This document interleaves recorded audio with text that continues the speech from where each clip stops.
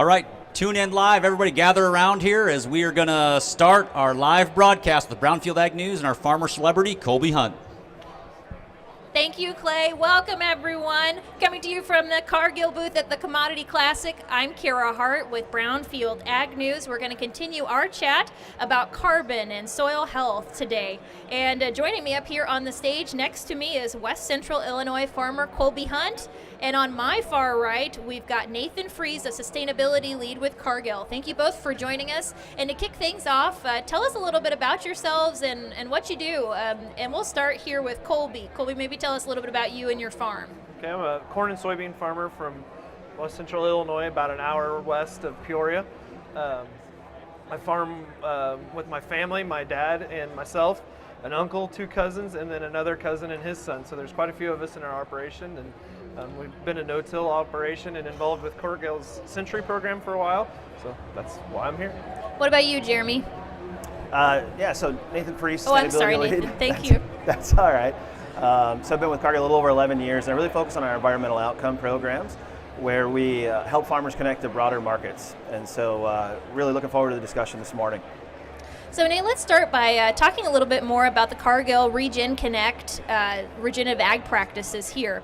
How does this program link regenerative ag practices and carbon together? Tell us more. Yeah, so when we think about regenerative ag, when we think about regenerative ag, we think about soil health practices like no-till and cover crop, and we think about the outcomes that are associated with that, whether it's reductions in greenhouse gas emissions or soil carbon removal, that where we store carbon in the soil, and we're able to connect to broader markets, right? So Cargill's ability to help farmers enroll in a simple, flexible, easy platform and allow them to connect to an emerging market is what we really focus on for Regen Ag, focusing on soil health practices that also allow them to participate in an emerging market.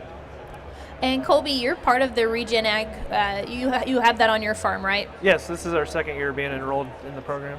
So tell us more about what it's like to work with Cargill in the program. So we've had a pretty long relationship with Cargill. It's part of the reason that we got involved. We've been growing Century corn for a number of years, which is their non-GMO program.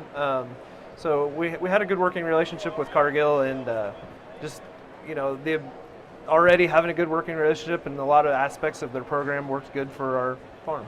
Yeah, thank you. I'm going to send it back over to Nathan here. Let's talk a little bit about the current state of demand for carbon. I think there are a lot of questions surrounding this, so maybe you can fill in the details for those that are joining us here at Classic or online as well. It's one of the most common asked questions, and the positive news about it is that we only see the market growing and the demand growing.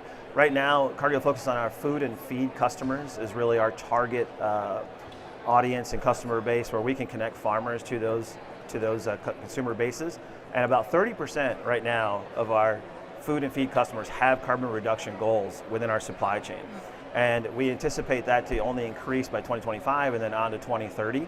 And so we're excited to continue to grow the program. This year we were able to expand it to 24 states from the 15 from the previous year.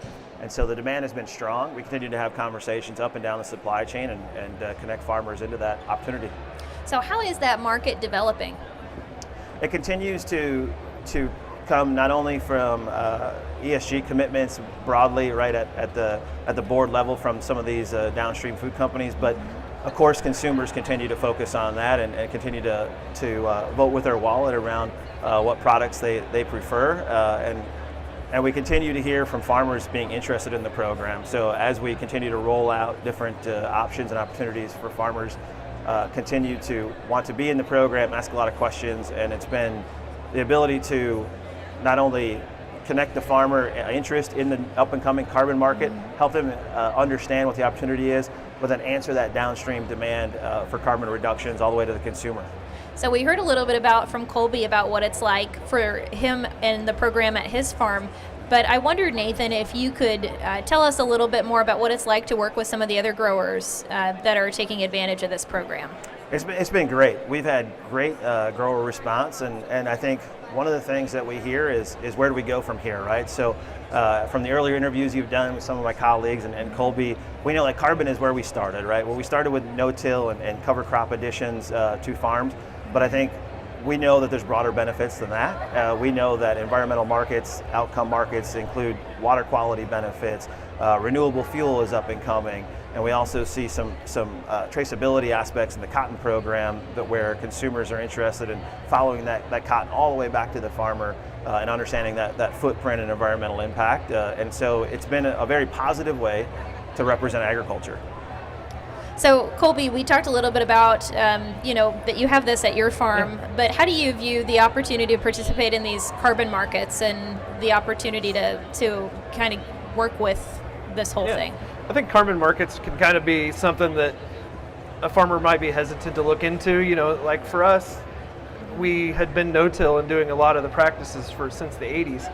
And so a lot of times with these carbon market programs, you can't sign up if you don't add something new to your operation. And working with Cargill, they were able to help us find things to add and make it work, even though we were already pretty conservation minded with our practices. Yeah, I'm so glad you brought that up. What are some of the new things that you've implemented? I know since your family's been doing this for such a long time, I'm eager to hear about the new stuff. Well, I mean, with our operation, we no-till our soybeans and then strip crop in our corn. So the no-till one year on our soybeans, switching to strip till the next year on our corn gives us an opportunity to take advantage of different fields at different years to collect carbon, and then with cover, we rotate our cover crops, and that's another aspect of it.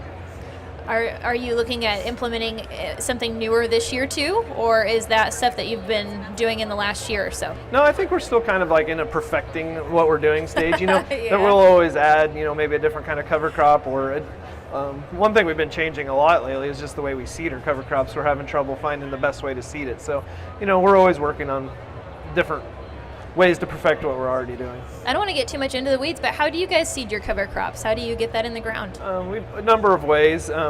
We've done aerial application into standing corn or soybeans, either, and we've hired a neighbor to help us seed it with a drill, following our combines to help us get it in sooner and get it up and growing. And right before I left on Wednesday, we had a guy that was trying to sell us on drone seeding. So that'll be interesting to see what comes of that. Whoa, that is cool. Yeah, the drones have came a long ways. They're pretty neat. That is interesting, very interesting. Yeah. Probably similar concept, but just something much smaller doing it. And they can get a lot done with them these days. So. It surprised me.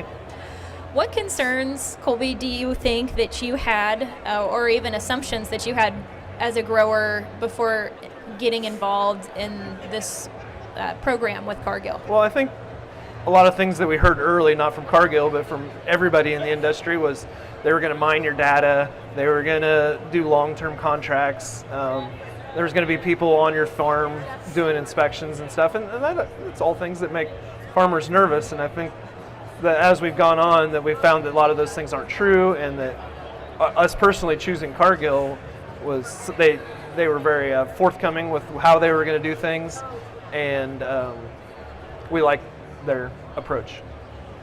Is there anything that anything else farmers should know about working with a company like this if they're interested in getting into the carbon space? I think it's just like any aspect of farming. Every single farm's different, every area is different, so you just need to look at everything, all aspects of carbon markets, and find what fits best for their operation. So this question for both of you, why do you think farmers should take the jump now and embrace this?